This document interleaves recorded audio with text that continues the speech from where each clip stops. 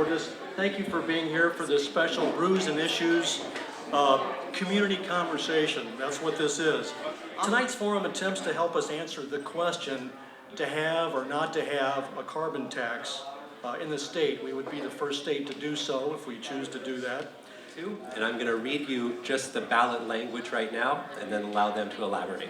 732. This measure would impose a carbon emission tax on certain fossil fuels and fossil fuel generated electricity, reduce the sales tax by 1 percentage point and increase a low income tax exemption, and reduce certain manufacturing taxes. 32, I should maybe start kind of way back in the beginning. About 3 years ago, a small group of economists, students, scientists, and some lawyers started gathering together and saying, boy, we want to replicate the very successful British Columbia carbon tax swap here in Washington. And what would it take to do that? And if people don't know, in 2008, British Columbia passed the first revenue neutral carbon tax in the world. And this was really a breakthrough policy because they used all the revenue to lower taxes rather than having carbon policy and carbon action mean a big tax increase. And tax increases, some people like, some people don't like, but it's a very divisive discussion. And so it was able to navigate down the middle of that. And the results of that policy have been very successful. Over a 6-year period, as reported by the World Bank, they saw a 16% decline in their petroleum consumption per capita. That's a huge reduction. And you'll hear people say, oh, it's because there was a recession in 2008. Well, that's why you do counterfactual analysis. You compare it to the rest of Canada. At the rest of Canada over the same 6 years, they had a 3% growth in petroleum consumption. So we're talking about a 19% deviation in petroleum consumption per capita. That's the fuel we put in our cars, typically determined to be one of the least elastic effects of a carbon tax. So there's also been larger gains in things like efficiency, buildings, and other areas like the electric sector where it's lower cost to change behavior than in vehicles. But what they saw in petroleum consumption per capita was amazing. They've also seen over that same period of time a 4% increase in their fuel economy, their fleet fuel economy. And that's amazing because cars stay on the road for 15 years. So if you get a 4% gain in your overall fleet economy while most of your cars are still on the road, that means the new cars coming in that fleet are significantly more fuel efficient than they were before. And again, that's relative to the rest of Canada. So a really great success story. And so this group started 3 years ago trying to figure out how do we do this? How do we replicate it? What does it look like? British Columbia lowered the income tax. We don't have an income tax. And they started looking at what other taxes they could lower. And that's how they developed I-732, a $25 per ton carbon tax that escalates slowly over time. And it uses that money to lower our existing taxes. So the main tax reduction, and this is the key part for us, is it reduces the state sales tax, 1 full percentage point. The state sales tax is at 6.5% right now. It reduces it to 5.5%. It's a big deal. It saves hundreds of dollars for families each year. And that offsets for the average household what they would pay in the carbon tax. The average household is going to spend about $200 more buying energy that causes carbon pollution, and about $200 less buying everything else like the beer we're all enjoying today. And all the other things that are exposed to sales tax. And you got to remember that cars are exposed to sales tax, bikes are exposed to sales tax, even the new homes we build are exposed to sales tax. So there's a huge amount of sales tax paid by our society that all gets reduced by 1 percentage point. And then they wrote the policy and said, okay, well, we need to put it forward. How do we make this law? We've got an idea. And they started looking at the initiative process. And they did what was called an initiative to the legislature. And they started a very small grassroots organization that has been growing ever since. They started gathering signatures about a little less than 2 years ago. It was a very long effort, but we successfully, and I shouldn't say we because I wasn't very involved in it. There's some people in this room that did a whole lot more signature gathering than me. I got involved about in the final 2 months of the signature gathering campaign. And what that grassroots base did was amazing. They gathered 363,000 signatures to put the first carbon tax swap in the country before you this November. And it was a groundbreaking effort. It's a type of grassroots effort we have not seen in this state for a very, very long time. There were some paid signature gathering that were utilized, but the vast majority was volunteers. And so while most people are spending about $1.7 million to qualify an initiative for the ballot, that's about what it costs Carbon Washington was able to get it done for $650,000. Significantly less than the normal cost because of the huge outpouring of grassroots support and volunteers we had working the street. You know, some people were collecting thousands of signatures as a volunteer. And if you've ever gathered signatures before, you know that that is a massive undertaking. We are talking about thousands of hours invested out of their lives to make this happen. So I want to give just kind of my deep felt thanks to the folks that have done that. It's an amazing effort that's put this forward, and they succeeded. They qualified for the top 10 most signatures in state history at a fraction of the cost it normally takes. That initiative then went before the legislature. And the legislature had three options. They could vote yes, they could vote no, or they could take no action. Or propose an alternative. If they did an alternative, it would compete directly on the ballot. If they did nothing, it goes forward and goes on the ballot as is. And that's what they did. The legislature divided Senate, divided House. They're doing nothing on all fronts. Climate change, no exception. And so they did nothing. This initiative now goes on to the ballot. And that's what is happening. We now, as voters, have the opportunity to do something really meaningful for climate change, something that's never been done before. And to give you a little sense of my background, I am an energy engineer. I got an undergraduate degree at Cal Polytechnic in San Luis Obispo, graduated summa cum laude. I went on to get a master's degree in sustainable energy engineering, which is something that you can't find in this country, so I had to go to Sweden to actually do that. Did a 2-year program there. I focused in policy mechanisms, specifically addressing energy and climate issues. So this is what I study, this is what I do. I've been looking at this issue for about 15 years. And what I can tell you, this is the best climate policy I have ever seen. And that's a big deal. There are a lot of other things going around the world. Sweden, for example, has a $150 per ton carbon tax. But there are some reasons that I like this policy better because of what it means in the transitional in terms of its scalability and spreadability. If we're going to actually solve climate change, it's not about one state doing one thing. It's about starting a movement that can truly spread. And once it starts spreading, we can truly scale up to the effect that we need to tackle this worldwide issue. And I-732 meets both those marks. This is extremely spreadable and scalable policy. So I'm really excited about that. And I was working at the state energy office as an energy policy specialist last year when I started seeing what I'll just only describe as some ugly politics surrounding this issue. And when I started seeing what appeared to me to be a bit of a power play to push this initiative down for reasons largely around money, I decided I had to do something. I started researching, figuring out what was going on, assessing what was happening in the politics of Washington State around climate action.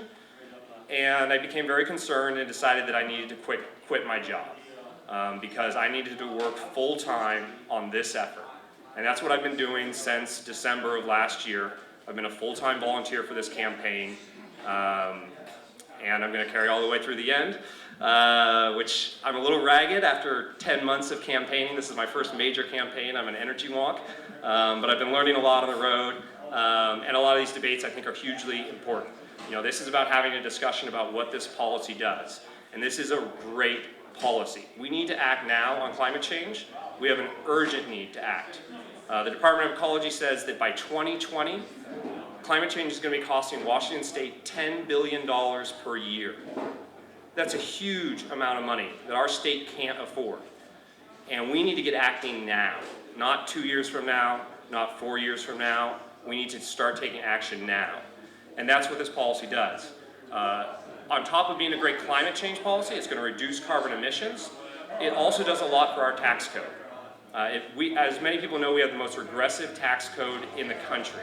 It's a terrible thing to be number one in. And I-732 is the most progressive change to our tax code in over 40 years. And that's not me saying that, that's the Sightline Institute. And does everyone know, how many people know what the Sightline Institute is? All right, a fair amount of people. The Sightline Institute is a very well-respected independent think tank that's been operating here in the Northwest since 1993. They specialize in environmental policies. They are basically the experts in the field of this category. And they did a very detailed, deep dive series, a 3-part series where they looked at the pros, the cons, and the fiscal implications of I-732. And if you're gonna vote, and I hope everyone's gonna vote, I absolutely encourage you to read those articles. That is the most comprehensive, independent analysis of this policy that has been done. If you wanna be an educated voter, you should read the Sightline articles. You can Google Sightline and 732 and you'll find it. There's 3 series there. One of the things they really put to rest was this fiscal note. And if people have heard, the Office of Financial Management has come out with a fiscal note that says this is gonna reduce state revenue. Forecasts are what they are. They're forecasts of unpredictable futures. And what Sightline really pointed out is not only that there were 3 major errors in the fiscal note, pretty basic stuff. They counted 5 years of the working family tax rebate and compared it to 4 years of the carbon tax. They forgot to apply the tax to exported electricity, and they made some weird assumptions around the electric sector. But what they really pointed out was that all 3 analyses, the OFM analysis, the carbon law analysis, and their own Sightline analysis of the fiscal implications are well within the margins of error for this type of analysis. So there's, over the last 8 quarterly forecasts, the average shift in the 4-year forecast has been just under 5% deviation. So those are the swings we get in our unpredictable sales tax, B&O tax, and other things. All of the analysis are less than 1%. In the case of carbon law, we designed it as perfect as we think, within 0.1% of revenue neutral. But the Sightline's conclusion is any argument that this is not revenue neutral is, as I quote, a red herring. And that's what these arguments are. People are trying to parade the idea that this is going to cost us money when there is no statistical evidence that that is the case. This is designed, as Sightline says, to be as close to revenue neutral as possible as anyone could design it. And that's what 732 it is. It's a revenue neutral tax law. I want to say to you that there is little to no organizational support for Initiative 732. There's not one union in the state that supports 732. There's only one environmental organization in the state, the Washington State Audubon Society, that supports 732. There's no organization of color or social justice organization that supports 732. The Washington State Democratic Party does not support 732. The state Republican Party doesn't support 732, and the business community doesn't. Now, we don't all agree on why, they're not all the same reasons of why we don't support it. I suspect that many in the business community and the Republican Party simply don't support a carbon tax, whether it's revenue neutral, positive, or negative. The rest of us do support a carbon tax. We do need a carbon tax, but we need to do it right, and we believe 732 gets it wrong. So let me try to explain what I mean by that.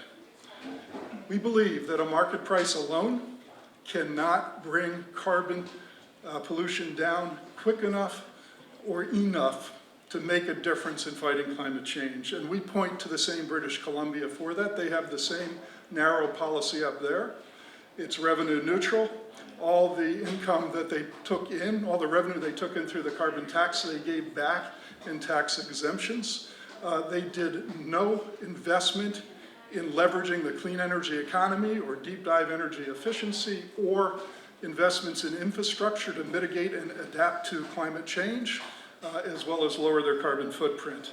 And what we've seen, I learned this when I was in Paris last December at the UN climate talks. I was part of the labor delegation. I talked to representatives from British Columbia, particularly from the environmental movement. They complained that that carbon price without positive reinvestment into leveraging the clean energy economy is not driving down carbon pollution fast enough. And in fact, while it started off great guns, over 8 years, the net reduction in carbon and CO2 emissions is 1.5%. That is simply not fast enough. At that rate, it will take us 50 years to get anywhere close to where we need to be. We need to move much quicker than that. 732 is negative revenue at worst, and it's revenue neutral at best. To effectively combat climate change, we really do need to bring in positive revenue from a carbon and tax, and we need to invest that wisely. We need to invest that in leveraging the clean energy economy, invest in deep dive energy efficiency, invest in infrastructure. I don't know about you, but I don't want to wait for Warren Buffett. I don't want to wait for the Koch brothers to decide that they want to put more in their clean energy side of their portfolio than their fossil fuel side, because they're going to pump as much dollars out of the fossil fuel side as they can. So we need a combination of public investment and private investment to really drive carbon emissions down quickly. 732 provides some equity. Okay, they fund the working families tax rebate, and this is actually a piece of legislation. It's a state version of the federal earned income tax credit. It's something that my organization co-wrote in 2008, but we have never been able to get the legislature to fund it. We haven't given up on that. In fact, if 732 doesn't pass, we will go back into the legislature this next year and try to get the working families rebate funded. However, the working families tax rebate only addresses 47% of low-income people actually qualify for the working families tax rebate. So 53% of low-income people get no relief from increased energy prices through that mechanism. So we need a different mechanism to make sure that there's equity for those low-income individuals and their families. 732 provides no equity for workers. I represent 450,000 workers, union workers in our state. Some of them are fossil fuel workers up at Tesoro, up at Shell. These men and women know that during the economic transition to a clean energy economy, they're going to lose their jobs. They know that. But I want to tell you, in Anacortes, they have the best jobs in the county up there. They have decent health care, decent pension, decent wages. We need a climate policy that creates a just transition for them as they lose their jobs, as well as for their communities who will lose the tax base as those industries phase out and we move into a clean energy economy. And there's no guarantee that the clean energy economy will happen in Anacortes. So we need to be thoughtful about a policy around just transition. 732 compounds the state deficit. I like the Sightline Institute, but it's a rather narrow read to basically base your whole argument on one independent think tank. The Office of Financial Management is the agency that legislatures base their decisions on. Now, they did revise their estimate downwards once over the last 6 months, but they still estimate that 732, if it passes, will add an additional close to $800 million of deficit to our state deficit over the next 6 years. We go into the next legislative session with between a $5 and $10 billion deficit. Another way to say that is we don't raise enough revenue now to cover anywhere between 1/8 and 1/4 of our state's needs. So you add another $800 million to that deficit, it creates more competition between how do we raise funding for climate, how do we raise funding for education, for healthcare, for long-term care, for parks, for public safety. It's a bit of a mess. By mucking around with the tax structure, and I've been lobbying the tax structure for 30 years in this state, 732 actually takes leverage away from the legislature to actually address the revenue that they need to raise to get rid of the budget deficit. When you take the sales tax off the table, reducing it by 1% at the state level, when you reduce the B&O tax down to almost zero, that's a big leveraging chip to bargain for more progressive taxes like capital gains taxes, closing tax loopholes. So if 732 passes, we've effectively tied the legislators' hands behind their back and said, okay, fine, we've just done this major tax change in our code, now go negotiate more revenue to close the budget deficit. Really hard to do. The last thing that I want to say, and then I'll stop for now, is that I believe that 732, while really well-intentioned, I think what it does is it creates a false promise in this sense. It gives people the sense that putting a price on carbon, that it's going to be sufficient to start moving carbon emissions down enough and quick enough to do the job. I think that's wrong. But it also gives people the false sense that we're lowering the state sales tax by 1%, not going to go back up, that we're giving you a long-term benefit. I don't believe that's true. When a state faces between a $5 and $10 billion deficit, they have to make up their revenue somehow. And whether it's localities saying, fine, the state's tax went down, but we're going to raise our local sales tax portion because we're being starved by the state, or the state says after 2 years, when they can legally change an initiative, they will move on revenue one way or another. It could well be the sales tax, but they need to figure out a way to get us out of this structural budget deficit. Thank you.